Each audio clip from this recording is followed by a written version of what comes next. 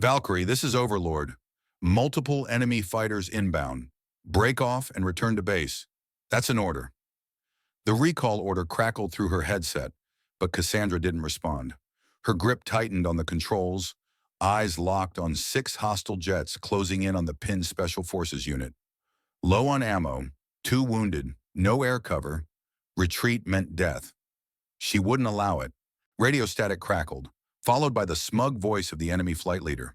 One lone Apache. This will be over in 30 seconds. Instead of fear, Cassandra's reply was a low, cold laugh. Gentlemen, you just made the biggest mistake of your lives. 15 minutes later, 5 fighter jets burned across the sky. The last fled in panic.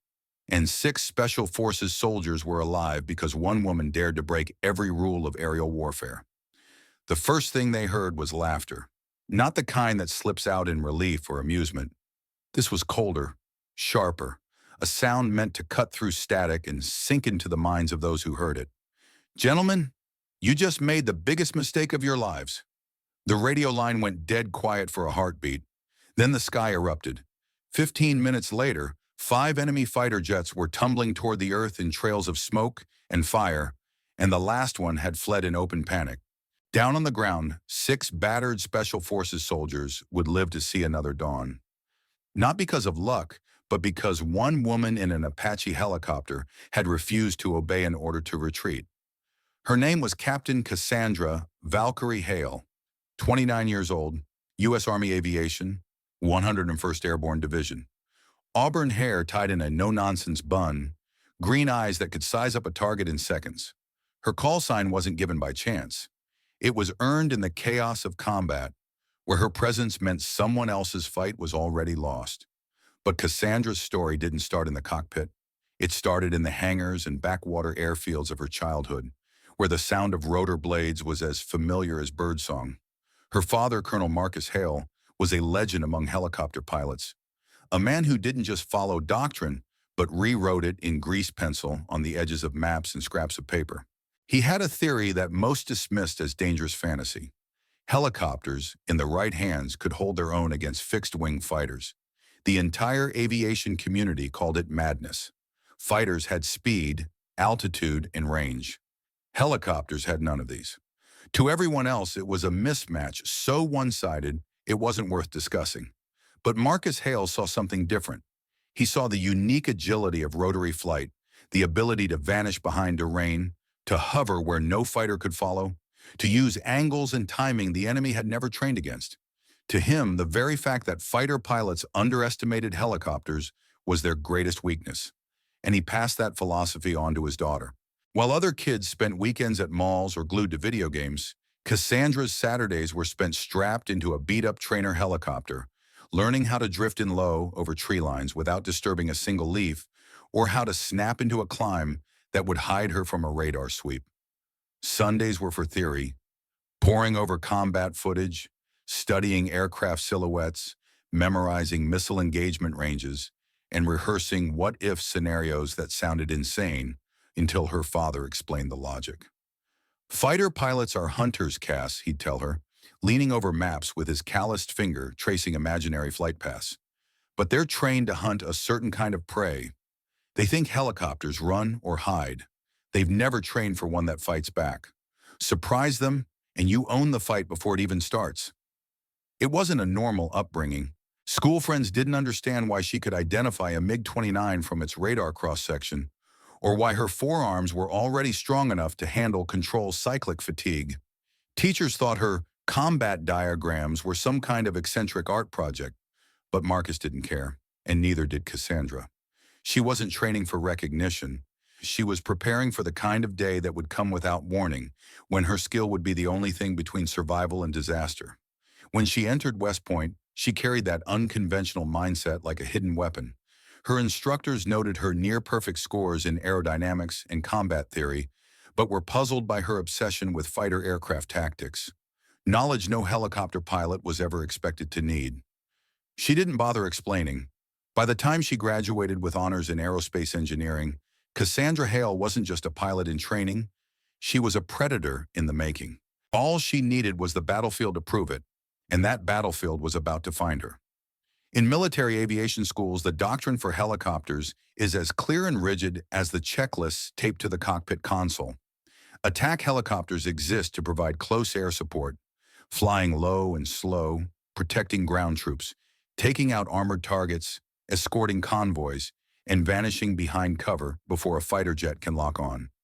They are the battlefield's scalpel and hammer, but they are not, and never will be, according to official wisdom, an air superiority weapon.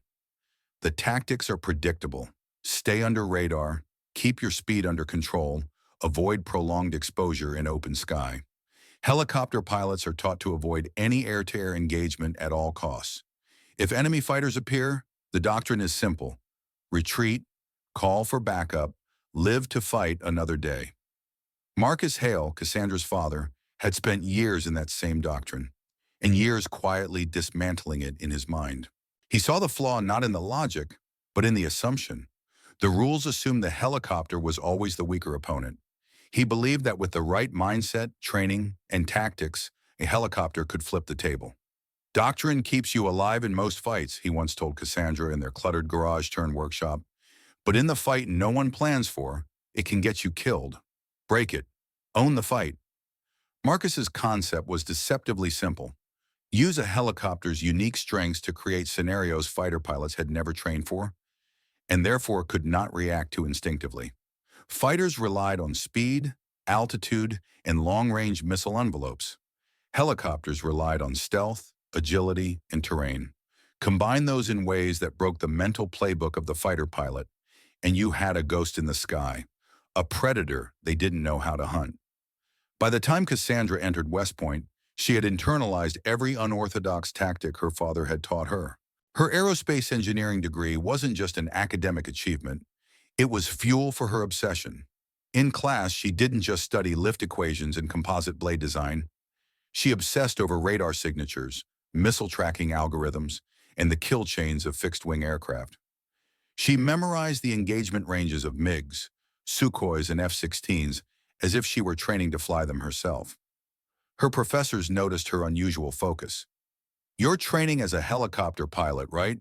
one asked during an advanced aerodynamics course. "Why the fixation on fighter tactics?" Cassandra only smiled. She knew that understanding her enemy's strengths, and the blind spots that came with them, would one day be the difference between obeying a retreat order and making the enemy retreat instead. Her flight simulation hours reflected the same philosophy. While her peers practiced hover stability or textbook attack runs, Cassandra ran drills on surprise ascents, terrain masking ambushes, and unconventional missile angles. She would push the Apache's envelope until the instructors shut her down, telling her it was impractical. She would just log the maneuver in a private notebook for later. Graduating at the top of her class secured Cassandra a place in one of the Army's most respected attack helicopter units. Her first deployments were in low-intensity conflict zones, the kind of missions most young pilots saw as routine, but Cassandra treated them as live laboratories. On a convoy escort in Afghanistan, she used ridgeline shadows to mask her approach from insurgent spotters, arriving so silently that ground forces thought she was late, until her 30mm cannon tore into the ambush site seconds before it opened fire. In Iraq, tasked with suppressing an anti-aircraft gun position, she feigned retreat, pulling low and away until the enemy gunners relaxed. Then she doubled back along a dry riverbed, popping up less than 500 meters from their flank, a tactic more common to ground assault than aerial attack. The kill was clean, and her wingman later admitted he had no idea where she'd gone until she called target neutralized over comms. Word began to spread in the tight-knit community of Army aviators. Cassandra Hale didn't just fly the Apache, she hunted with it. She turned support missions into Predator's games, always seeking the angle no one else would try. Some officers considered her reckless. Others quietly took notes. Her philosophy wasn't about chasing glory or ignoring orders. It was about never being predictable, never giving the enemy the fight they'd prepared for. And though she didn't know it yet, these early experiments would be the foundation of the moment that would define her career. The day 6 enemy fighters made the mistake of thinking she would run. The mission had been clean on paper, the kind everyone hoped would end with nothing more than dusty boots and a full intel package. A 6-man special forces team, call sign Ranger 7 had been inserted under cover of night into the rugged, ungoverned borderlands between Syria and Turkey. Their objective, confirm and map the movement of advanced weapons shipments rumored to be flowing through the region. For 3 days, the team moved like ghosts through jagged canyons and arid plains, photographing convoys, tagging supply routes, and intercepting encrypted chatter.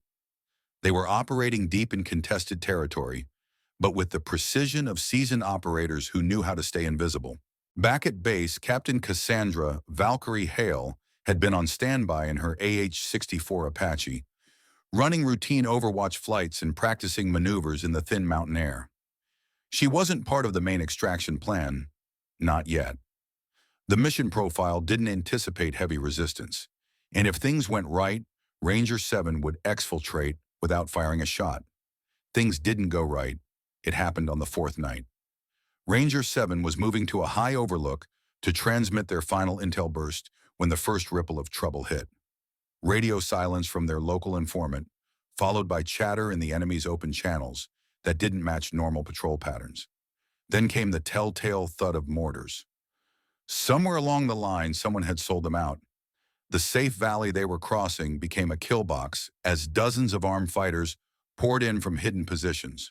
The team leader's voice cut through the static on Cassandra's comms channel, calm but urgent.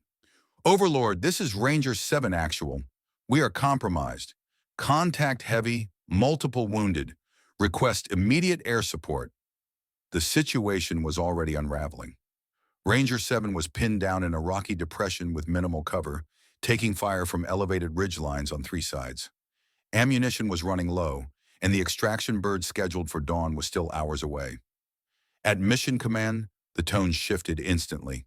The watch officers began rerouting drones and diverting patrol aircraft, but the nearest armed fighters in the air were 20 minutes out, an eternity for a team surrounded in close quarters. The operations chief's eyes landed on Cassandra's name in the sortie roster. She was airborne, 30 clicks south, already fueled, armed, and in a position to reach the team in under 8 minutes. "Valkyrie, divert north to Ranger 7's position. You are cleared for KS copy." She was already turning the Apache toward the coordinates, scanning the terrain display for approach vectors. Then another voice joined the channel, the base commander himself. What the commander saw on the feed froze his decision-making. 6 hostile aircraft, a mix of MiG-29s and Su-27s, had scrambled from an enemy-controlled airstrip less than 50 miles away. Their flight path wasn't vague. It was a direct intercept with Cassandra's predicted route. "Valkyrie, this is Overlord. Multiple enemy fighters inbound. Break off and return to base. That's an order." To any other Apache pilot, the call would have been non-negotiable. Air-to-air combat against modern fighters wasn't just a bad idea. It was suicide. Doctrine said the same thing Cassandra had been taught in her early training: avoid, evade, survive. But her eyes were locked on the blinking distress icon over Ranger 7's position. She pictured them down there. 2 already wounded, rifles running dry, surrounded by triple their number. The math was brutal. 20 minutes for friendly air cover. Less than 15 before Ranger 7 would be overrun. If she turned away now, she'd be flying home with the sound of their last stand in her ears. Her grip tightened on the cyclic and collective. She didn't answer the commander's order. Not with words. Instead, she eased the Apache into a shallow climb, adjusting her heading directly toward the hostile fighters. She could almost hear her father's voice in the back of her mind. "Make them fight your battle, not theirs." Cassandra checked her loadout. 16 Hellfire missiles, 1,200 rounds for the 30mm chain gun, and 4 Stinger air-to-air missiles most Apache pilots never expected to fire outside of training. Enough to make a statement, if she could get close enough. The tactical map in front of her showed the intercept path. 6 fighters flying textbook formation, confident in their superiority. They didn't know they were closing on a pilot who had spent her entire life studying how to kill them. In the operations center, the commander's voice barked again, sharper now. "Valkyrie, acknowledge retreat order. That is not a request." Cassandra said nothing. The only sound was the low growl of the Apache's engines as she pushed forward, her mind already running through angles, engagement zones, and escape routes. 8 minutes to Ranger 7. 5 minutes until the first fighter crossed into visual range. The fight she'd been preparing for her entire life was about to begin. From her cockpit, Cassandra Hale had the perfect predator's view. 6 radar pips marked the enemy, a mix of MiG-29 Fulcrums and Su-27 flankers. Both were lethal in the right hands, fast, agile, and designed for beyond visual range kills. But Cassandra also knew their blind spots. The MiG-29s excelled at close-range dogfighting, but had less advanced radar compared to modern Western fighters, making them vulnerable if forced into unexpected angles. The Su-27s, with their massive airframes and powerful engines, could dominate high-altitude engagements, but their size made them slower to change direction in tight spaces, especially if they dropped low into a helicopter's hunting ground. Fighter pilots were trained to keep their fights at altitude and speed, not down in the twisting canyons and jagged ridges where Cassandra now guided her Apache. She'd spent her life learning how to lure them into that mistake. The first kill, terrain mask ambush. The lead MiG flying point approached fast and low enough to commit to a gun run. The pilot likely expected Cassandra to be hovering somewhere below, an easy target once spotted. But she wasn't there. Cassandra had hugged the shadow of a ridgeline, rotor noise muffled by the geography, heat signature masked from the MiG's sensors. The moment the fighter roared overhead, she popped up from cover, not to flee but to strike. 2 AGM-114 Hellfire missiles locked on in under a second. At this range, the MiG had no time to evade. Both hit, shattering the aircraft mid-air in a bloom of fire and debris. The enemy formation faltered, their leader gone in an instant. Their easy kill had just taken out the point man without a scratch. The second and third kills, breaking the pincer. 2 Su-27s moved in next, attempting a classic pincer attack, one drawing her attention from the front, while the other swept in from behind to finish her. Standard fighter doctrine, flawless in theory. But Cassandra had studied these maneuvers since she was a teenager.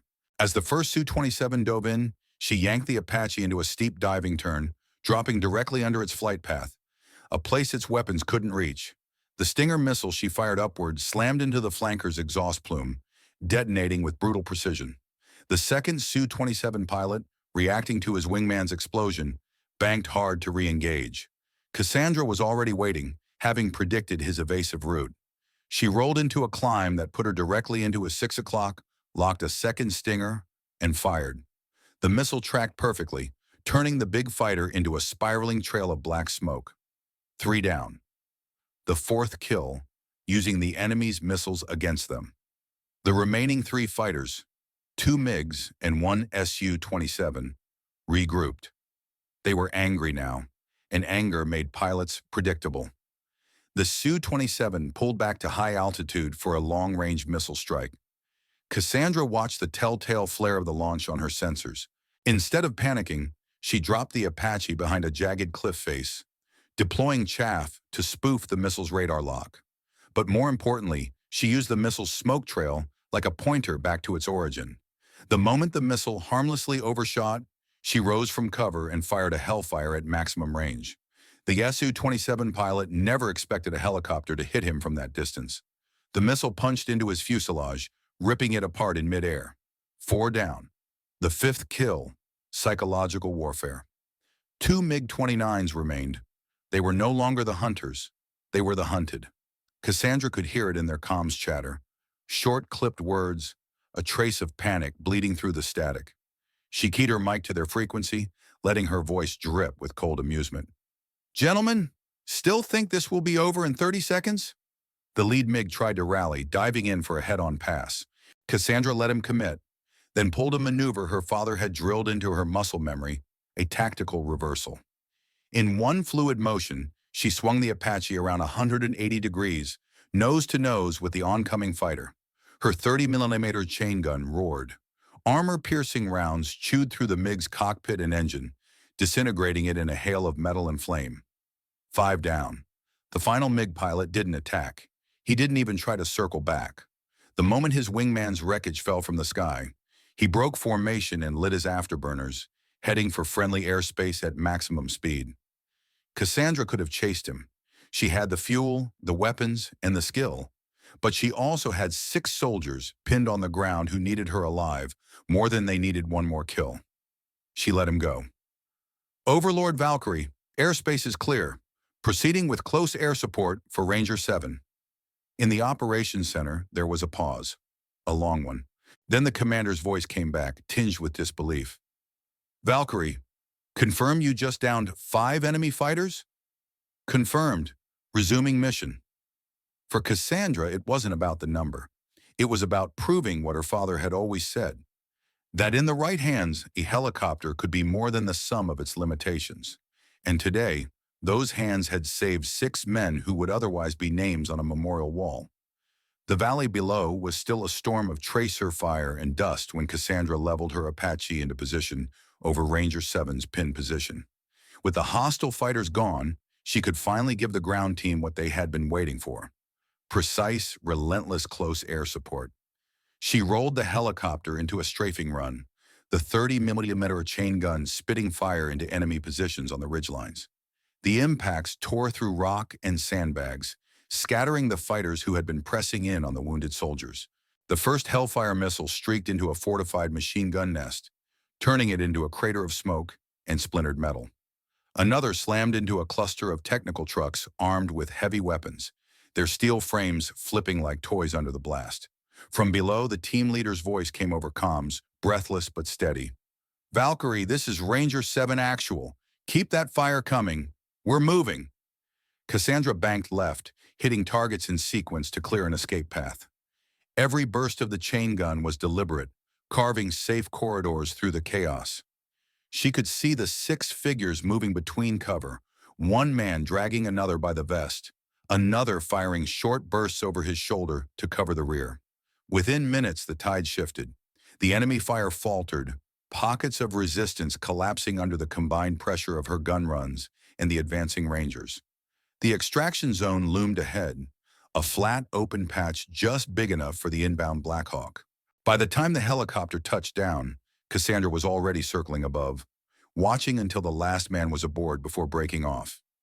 Only then did the adrenaline begin to ebb, replaced by the steady hum of the engines and the distant thud of her own heartbeat. When Cassandra's Apache finally rolled onto the tarmac 3 hours later, she was met by a wall of faces. Word had traveled fast, not just about Ranger 7's survival, but about what it had taken to make that possible. Pilots from every branch, mechanics in grease-stained uniforms, intel officers clutching clipboards. They were all there, standing along the edge of the flight line. The air was thick with disbelief, curiosity, and a grudging respect that few had ever earned in a single mission. Colonel Hughes, the base commander, was the first to step forward. He looked her over as she pulled off her helmet, auburn hair plastered to her forehead with sweat. His expression was unreadable, a mix of professional composure and the faintest trace of awe. Valkyrie, what you pulled off out there should have been impossible. From the crowd, someone muttered, 5 fighters in an Apache. The words rippled through the onlookers like a gust of wind. Cassandra said nothing. She didn't need to. The wreckage scattered across miles of Syrian borderland was proof enough. An hour later, Cassandra was in the briefing room with the senior command staff. Satellite images of the engagement played on the big screen. The dots of enemy aircraft closing in, the sudden chaos of their destruction, the ground battle shifting under her cover fire. A brigadier general from headquarters leaned forward, hands clasped. Captain Hale, you not only disobeyed a direct retreat order, you engaged in air-to-air combat against overwhelming odds, and won. This isn't just a mission success. It changes the conversation entirely. Another officer, a stern man from Army Aviation Command, cut in. Your tactics, the way you use terrain masking, missile envelopes, even their own flight patterns against them. None of that's in the manual. We want it in the manual. Cassandra realized then that what she had done wouldn't just be remembered as a daring rescue. It was about to be studied, dissected, and turned into doctrine. 2 weeks later, the orders came through. Cassandra Hale was promoted to major and reassigned to an experimental unit tasked with developing advanced helicopter air-to-air tactics. Her engagement with the 6 fighters was already being referred to in internal memos as the Valkyrie engagement. Her new role wasn't just to fly, it was to teach others how to fight in the air the way she did, unpredictably, aggressively, and without conceding to the limitations everyone else accepted as truth. Before she left her old squadron, Colonel Hughes met her in the hangar. He handed her a sealed folder stamped classified. "Inside is the full after-action report," he said. "Read it or don't. But know this, the brass won't say it publicly, but every one of them knows you changed the rules that day." Cassandra tucked the folder under her arm. She didn't need the report to know the truth. Somewhere out there, 6 soldiers were alive because she had refused to retreat. And somewhere else, a generation of pilots would learn that, in the right hands, an Apache could be the deadliest thing in the sky. The training grounds of the new unit were nothing like Cassandra Hale's old posting. Here the air smelled of jet fuel and wet earth, and the sky was constantly alive with the sound of rotor blades and engine roars. The pilots under her command were some of the best the Army had to offer, handpicked for skill, composure, and the willingness to unlearn almost everything they thought they knew. As Major Cassandra Valkyrie Hale, her mission had shifted. She wasn't simply flying combat sorties anymore. She was shaping the next generation of pilots to think differently. In the classroom, she would sketch diagrams on the whiteboard, fighter formations, missile arcs, terrain contours, then cross them out with a single slash. "The manual tells you this is impossible," she'd say, looking each pilot in the eye. "I'm here to teach you how to make it possible." She drilled them in unconventional tactics, hiding an Apache in the shadow of a cliff face until the perfect ambush moment, turning the enemy's missile smoke into a guiding arrow for a counterattack, using altitude changes not to flee, but to trap. Every maneuver carried her father's fingerprints, the philosophy he had lived and died by. Never fight the way your enemy expects. But Cassandra knew her story wasn't just about helicopters and fighter jets. The real lesson reached far beyond the cockpit. For years, the military had accepted certain truths without question. Helicopters could not stand toe-to-toe with fighters. Retreat was the only safe option. Doctrine existed to protect lives, but it also created mental cages. She had proved that cages can be broken. That idea, she realized, applied everywhere. How many people lived inside their own unchallenged doctrines? The rules handed down by others about what they could or couldn't do. How often did they retreat from a challenge, not because they were incapable, but because they'd been taught it was unwinnable? Cassandra's victory wasn't just a tactical one. It was proof that boundaries, no matter how entrenched, are only as real as the belief that sustains them. To the soldiers she trained, and to anyone who heard her story, Cassandra's question was always the same. What's your fighter jet? What's the thing you've been told you can't beat, can't change, can't achieve? The voice in your ear saying retreat before you've even tried? She wanted them to remember Ranger 7, trapped and outnumbered.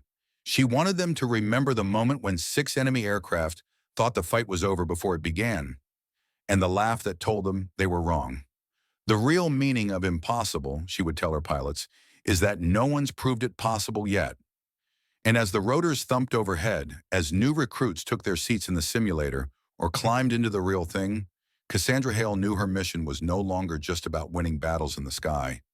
It was about giving people the courage to face their own unwinnable fights, and to win them anyway. In the end, Major Cassandra Valkyrie Hale's story isn't just about an Apache pilot who defied orders and rewrote combat doctrine. It's about the universal truth that the limits we accept are often the ones we've been told, not the ones we've tested. In modern America, that lesson reaches far beyond the military. Maybe you're a retiree who's been told you're too old to start a new venture. Maybe you're a working parent balancing bills and dreams, told it's not realistic to chase a passion project. Or maybe you're a young person facing a challenge that everyone says is impossible. Cassandra's fight in the sky reminds us, those rules aren't always carved in stone. Sometimes they're just unchallenged habits. We live in a culture that celebrates comfort zones, but history is written by those who step outside them. Whether it's standing up for what's right in your community, learning a new skill later in life, or confronting a personal fear, the principle is the same. Don't let someone else's version of can't become your truth. And maybe that's the real question her story leaves us with. What's your version of 6 fighter jets? What's the battle you've been told you can't win? And what would happen if you tried anyway? I'd like to hear your thoughts. Share in the comments. What's one moment in your life where you pushed past what others said was impossible? Do you think it's better to follow the rule book or break it when the stakes demand it? Your answers could spark a conversation that inspires someone else who's watching. Thank you for spending your time with this story. If it resonated with you, if it reminded you of the power of courage, resilience, and thinking differently, I invite you to subscribe to the channel, give this video a like, and join us for more stories that dig deep into the human spirit. Because somewhere out there, someone is being told you can't. And maybe, just maybe, your voice will be the one that helps them prove otherwise.